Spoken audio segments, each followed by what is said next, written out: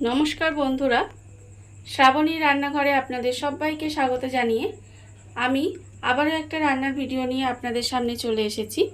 আজকের আমি রসগোল্লা দিয়ে একটা অন্যরকম রেসিপি বানিয়ে দেখাবো। আশা করি আপনাদের ভালো লাগবে।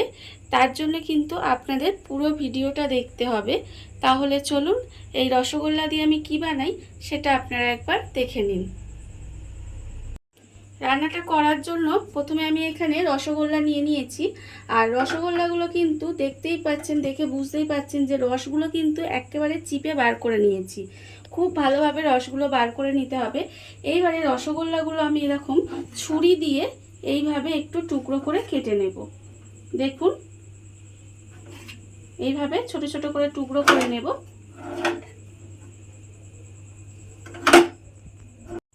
রসগোল্লাগুলো আমি এখানে ছোট ছোট টুকরো করে রেখেছি।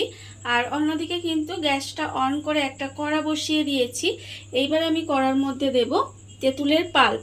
এখানে আমি তেঁতুলের পাল্প রেখেছি, সেটা কিন্তু আমি কড়ার মধ্যে দিয়ে দিলাম। আর আমি এই বাটিটা ধুয়েই অল্প সামান্য একটু জল দেব।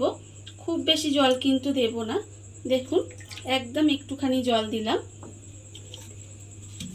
এইবারে আমি এর মধ্যে দিয়ে দেব আন্দাজ মতো একদম অল্প সামান্য একটু নুন। খুব বেশি নুন কিন্তু আমি দেব না। আর দেব চিনি। চিনি এখানে আমি 2 চামচ মতো চিনি দিলাম। দিয়ে এবারে এটাকে খুব ভালো করে একটু রান্না করে নেব। তেঁতুলগুলা জলের মধ্যে নুন আর চিনিটা দিয়ে খুব ভালোভাবে মিশিয়ে নিয়েছি। দেখুন, নুন আর চিনিটা কিন্তু খুব ভালোভাবে মিশে গেছে। এইবারে আমি এর মধ্যে দিয়ে দেব 5 ফোড়নের গুঁড়ো। এখানে আমি 5 ফোড়নটা শুকনো খোলায় ভেজে গুঁড়ো করে রেখেছি, সেটা কিন্তু আমি 1/2 চামচ মতো দিয়ে দিলাম। দিয়ে এবারে একটু ভালোভাবে মিশিয়ে নেব।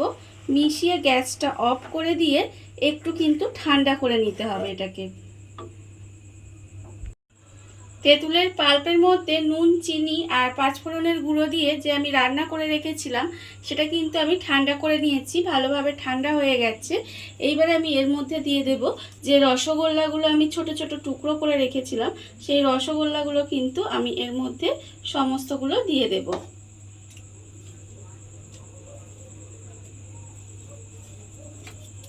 রসগোল্লাগুলো আমি সব এর মধ্যে দিয়ে দিলাম।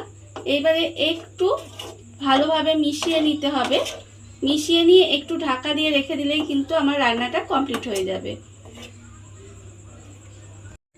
দেখুন বন্ধুরা, বাড়িতে থাকা কত অল্প উপকরণে কত অল্প সময় কত সুন্দর একটা রসগোল্লা রেসিপি তৈরি হয়ে গেছে। আপনারা দেখতেই পেলেন। আর এটা কিন্তু ভাতের সাথে খেতে ভীষণ ভালো লাগে, বিশেষ করে শেষ পাতে খেতে ভীষণ ভালো লাগে। এটা আমি কি বানিয়েছি বলুন তো? এটা আমি বানিয়েছি রসগোল্লার চাটনি।